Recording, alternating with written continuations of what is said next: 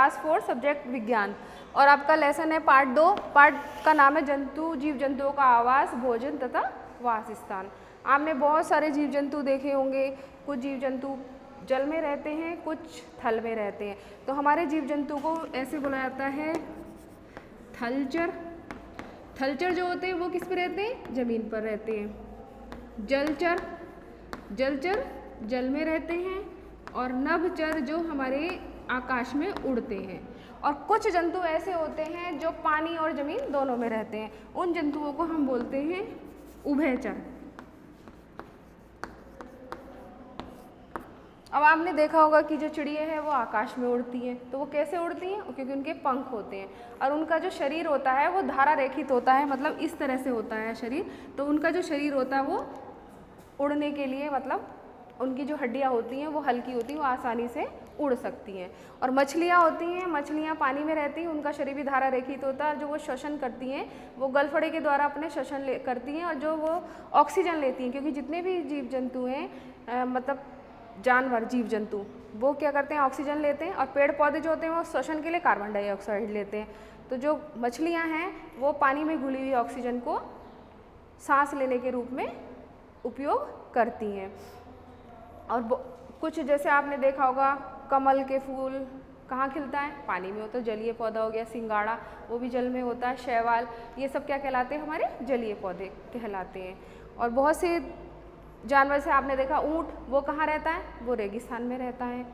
और रेगिस्तान में रहता है क्योंकि उसका शरीर जो है, उसके शरीर की जो रचना है वो वहाँ के वातावरण के अनुरूप बनी हुई है। जैसे बत्तख है, पंख तो उसके भी होते हैं लेकिन वो तैरती नहीं है, वो उड़ती नहीं है, वो पानी में तैरती है। तो क्यों तैरती है? आपने देखा होगा जो चिड़ियों के पंजे होते हैं वो नुकीले होते हैं टहनियों को पकड़ने के लिए, और जो बत्तख होती है उसके जो पैर होते हैं वो पाद वाले होते हैं, वो आसानी से पानी में तैर सकती है।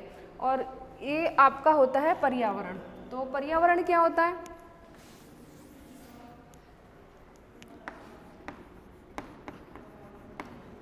पर्यावरण होता है, पर्यावरण का अर्थ है परि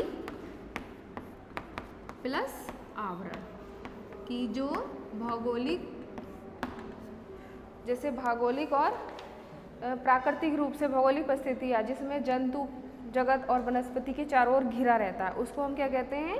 पर्यावरण कहते हैं। और कुछ जैसे निश्चित स्थान होते हैं जहाँ पर जीव जंतु रहते हैं वो क्या कहलाते हैं? वो आवास कहलाते हैं। जैसे चूहा है, खरगोश है, सांप है, वो कहाँ पर रहते हैं? बिल में रहते हैं। और मनुष्य जो है वो घरों में रहता है, शेर गुफा में रहता है, और जो चिड़िया हैं वो पेड़ों पर घोंसले बना करके रहती हैं। तो इसलिए हर एक जीव जंतु अपने परिवेश के अनुसार उसका शरीर होता है। तो हमने देखा है मनुष्य भी क्या था? मनुष्य सबसे ज़्यादा क्या चिंतनशील, मतलब उसको कहा जाता है मनुष्य का जो दिमाग होता है बहुत तेज होता है, उसका यूज़ करता है। तो वो हर परिवेश के हिसाब से अपने घर बनाता है। जैसे पहाड़ी क्षेत्र में हम जाते हैं तो वहाँ पर जो घर बने होते हैं उनकी छत ढालू वाली होती है। तो ढालू वाली छत क्यों होती है? जिससे उनके ऊपर बर्फ़ ना रुक सके और बर्फ़ आसानी से नीचे गिर जाए। और वहाँ पर जितने पेड़ पौधे भी होते हैं तो उनकी जो पत्तियाँ होती हैं वो तिकोनी होती हैं, उनकी शेप इस तरह से होती है तिकोनी।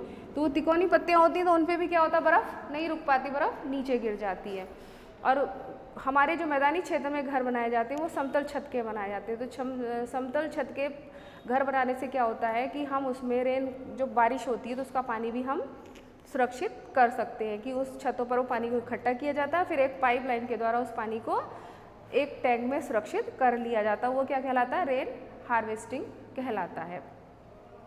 ऐसे कुछ लोग जो घर हैं अपने पानी में बनाकर रहते हैं। जैसे चीन में जो मछुआरे हैं वो अपने घर कैसे बनाते हैं? पानी में तैरते हुए घर बनाते हैं। कुछ क्षेत्र भूकंप वाले होते हैं, तो भूकंप वाले क्षेत्र जैसे जापान में बहुत अधिक भूकंप आता है, बार बार भूकंप आता है। तो वहाँ के लोग जो घर बनाते हैं वहाँ पर घरें बने होते हैं, लकड़ी के बने होते हैं, क्योंकि लकड़ी के घर जो होते हैं हल्के होते हैं। अगर भूकंप आने पर वो गिर भी जाते हैं तो उससे क्या होता है? नुकसान अधिक नहीं होता। और ध्रुवीय स्थानों पर जैसे जहाँ पर बर्फ़ ही बर्फ़ होती है उस क्षेत्र में बर्फ़ के मकान बनाए जाते हैं, उनको इग्लू कहते हैं। और वहाँ पर जो ध्रुवीय कुत्ते होते हैं वो स्लेज को खींचते हैं। और जो वहाँ के लोग क्या होते हैं? मांस खाते हैं और अपने इग्लू मतलब बर्फ़ वाले घर के अंदर वो चर्बी की बत्ती जला करके रखते हैं जिससे घर अंदर से गर्म रहे।